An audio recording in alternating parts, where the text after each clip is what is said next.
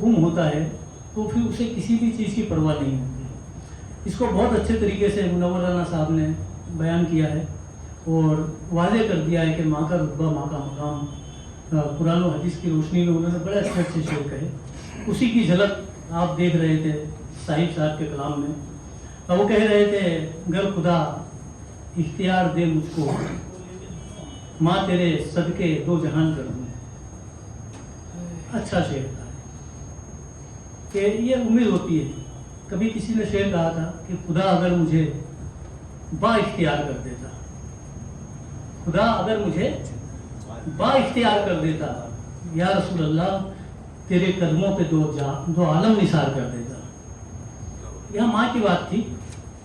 मजाज और हकीकत में यही फर्क है। जिसने कतरों की हकीकत पे नजर डाली है, इन्होंने आगे जो शेर कहे उसका लब्बे लुबाब ये है कि जिसने कतरों की हकीकत पे नजर डाली है, उसी आरिफ ने है दरिया का तमाशा देखा। बस वो कतरे के अंदर ही सारी चीजें आ जाती हैं।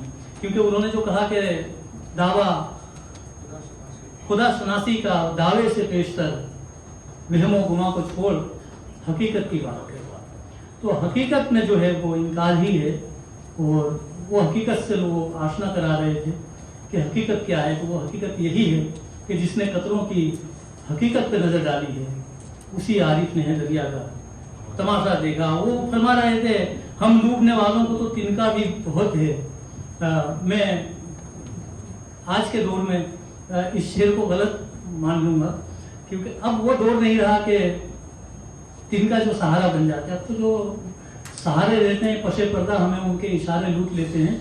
हमें गैरों से क्या सिकवा, हमारे लूट लेते हैं। और सलामत लौट कर कश्ती का आना गैर मुमकिन है, अगर तूफान से बच जाए किनारे लूट लेते हैं। अभी तो ये मामला चल रहा है, किनारे लूट लेते हैं। लेकिन उन्होंने जो शेर कहा उसको मैं ये कहूंगा कि ये हकीकत तल्ख भी है। देखें शेर को समझें कि ये हकीकत तल्ख भी है और इबरतनाक भी। ये हकीकत तल्ख भी है और इबरतनाक भी। डूबने वाले की मुट्ठी में दबा तिनका मिला। उसने सोचा तिनका सहारा दे देगा, लेकिन जब उसकी लाश निकाली गई पानी में से तो उसकी मुट्ठी में तिनका मिला। ये हकीकत है, ये हकीकत है। आइए मैं इस हकीकत को सामने लाता हूँ और मेरे उस्ताद मोहतरम जनाब मरहूम वफा जौनपुरी साहब को